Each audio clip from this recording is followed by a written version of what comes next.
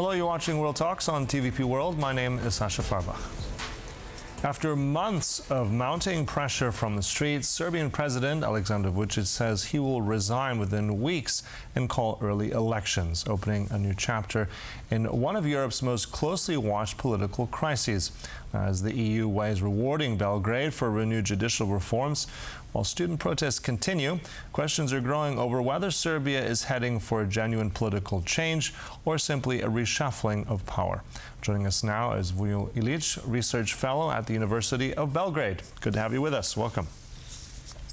Good morning. So let's start with the simple question, maybe not so simple, but is this now the end of Mr. Vucic, or is this just a new chapter for him? The resignation, the announced resignation, doesn't mean in itself the end of President Vucic's power hold. As you know, the center of decision-making in Serbia is with Mr. Vucic and not with the office he is sitting in, so not with the prime ministerial or presidential office, even though the constitution of Serbia puts most of the weight in the government, not with the president, which means that his announced intention to resign in several weeks doesn't really mean much. The end of his second tenure as the president would end in April next year, so these elections should be called by the constitution in less than 8 months, which means that basically he will, after 9 years, potentially shorten his term for some 6 months.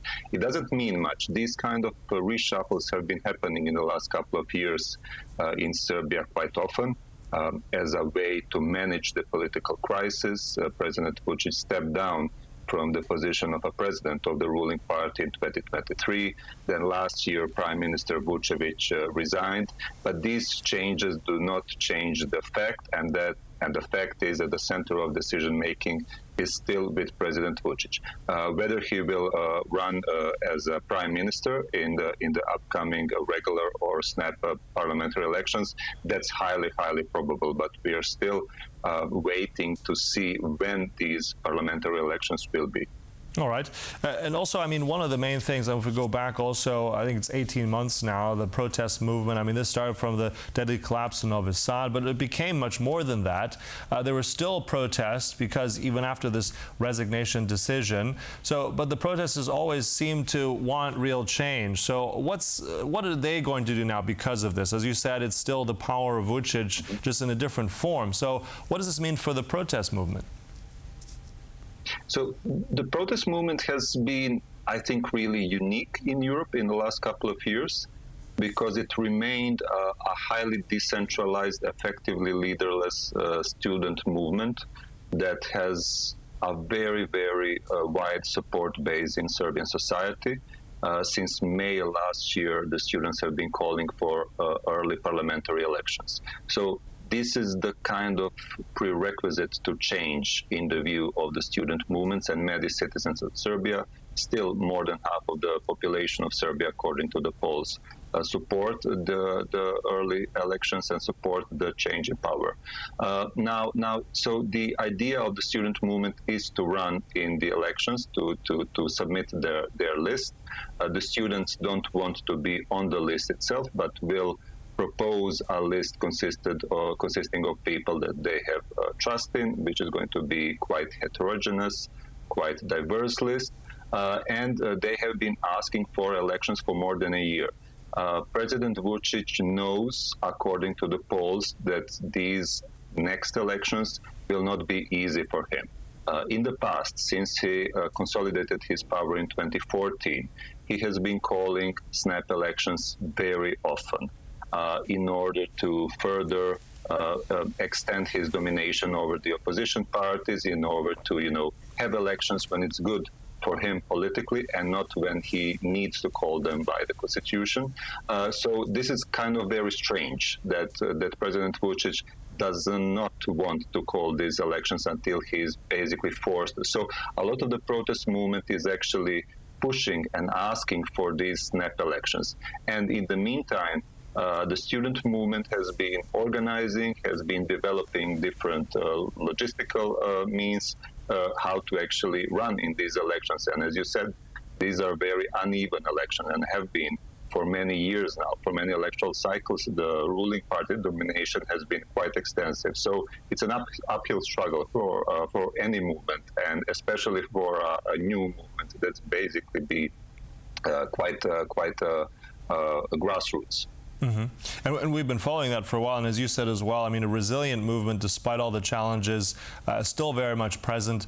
But even if that does happen, I'm just curious if we can sort of, let's say, go into speculation for a moment. If the protest movement and these students do get some kind of positioning in a new parliament in Serbia, surely that even though if Vucic stays in some sort of power level, they would act as an actual sort of stopgap in some way. Their influence would not just be on the streets anymore. That would be also in government to some extent, wouldn't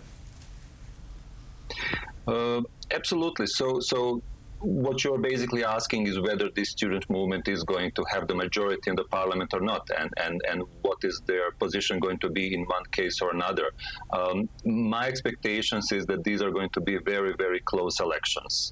The result of the elections is going to be very close. I don't expect a major victory on either of the two blocks, which are basically now the government and the opposition bloc, which is now basically can be equated with the student bloc. I would say that in both cases, however these elections end, the key challenge and the key struggle for the student group in the parliament will be how to maintain cohesion in their own rank. Because, as I said, this is a new political grouping. They do not want to create a new political party, which means that many of the elements that are necessary for the maintenance of cohesion and discipline in the next parliament are going to be absent. So a lot of the things will have to be created at a very short period of time. And as I said, so the ideologically and politically, the student movement is diverse, which is good in a way that it represents different segments of Serbian society. But on the other hand, as I said, the main challenge will be how to maintain this cohesion either as the new slim, I would speculate, ruling majority, or as absolutely the strongest opposition party in the parliament. Mm-hmm. And one of those cases for the student movement is also that they very much wanted the European Union on their side. I remember there were a lot of events. There was the bike travels also to the European Parliament in Strasbourg, very public displays of this. But also, let's talk practicality and realpolitik as well. What is, in your mind, the current relationship, if we're looking at the European Union, the Commission and to Serbia? I mean, this is a complicated relationship. Now, apparently, they might be rewarded because of these judicial efforts. What is that relationship now? If Vucic does have these early elections, how does this change the calculus for Brussels? Sure. So I think you're right. It's a very complicated relationship, and it has been for very long now. I think that the major idea in the way that the European Commission is dealing with Serbia is to maintain it as close to Brussels and as close to the EU as possible. Because, as you know, the general foreign policy and the general approach of this government for more than a decade has been multi-vector. It has been close to Russia, close to China, close to other power centers, not only to the EU, and it hasn't been consistent in its efforts to join the EU over the years. That had certain consequences. Last year, I think that the relationships has changed, and the relations of trust, if there ever has been breached, and now a lot of efforts have been put by the government to actually fulfill some of the formal criteria that the European Commission has been putting on the checklist for Serbia to actually open new negotiation clusters. Now, whether that's going to happen or not is a question we've all been asking ourselves. We certainly see some movements in this direction, but I also think it will depend on the decisions of member states, especially those member states that are more concerned about Serbia's ties and relationships with Russia and with other non-EU countries, and foreign powers. And so the formal fulfillment of these requirements, I guess, will not be enough to convince these member states to basically allow for the next stage of negotiations to proceed. That's the big struggle for the Serbian government right now, and they have also been visiting many of these countries in the Baltics, in the Central Europe, to basically try and put some effort to win their support for the EU accession. Mm-hmm. Conscious of time, just really quick one, a very quick, fast comment on those ties internationally for Serbia. Just on June 28th, actually, Vucic signed an agreement. This gives Chinese surface-to-air weapon systems to the Serbians. Apparently, very, very high caliber modern stuff, the HQ-9 long-range systems. How will that complicate matters in all this for Europe? This is also not news. So this has been happening for many years now, that Vucic is basically using these arms deals with different countries in Europe and outside of Europe to basically maintain their political support and, let's say, patronage. So the Serbian defense system is now very diverse. It uses weapon systems from different suppliers and using different standards. Many people who are much more knowledgeable in defense than I am have been suggesting that it raises issues of operability of these systems as such. So I think from the political perspective, this should be seen more as the ways that Vucic is basically maintaining these multi-vector ties with all of these countries, more than in sense of what does it say about the defense structure.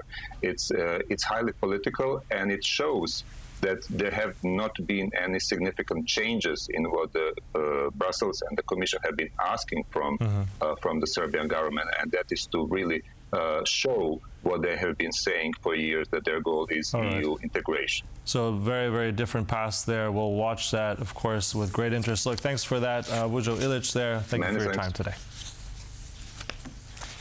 And thank you for watching World Talks. We'll stay right here on TVP World for more. Goodbye.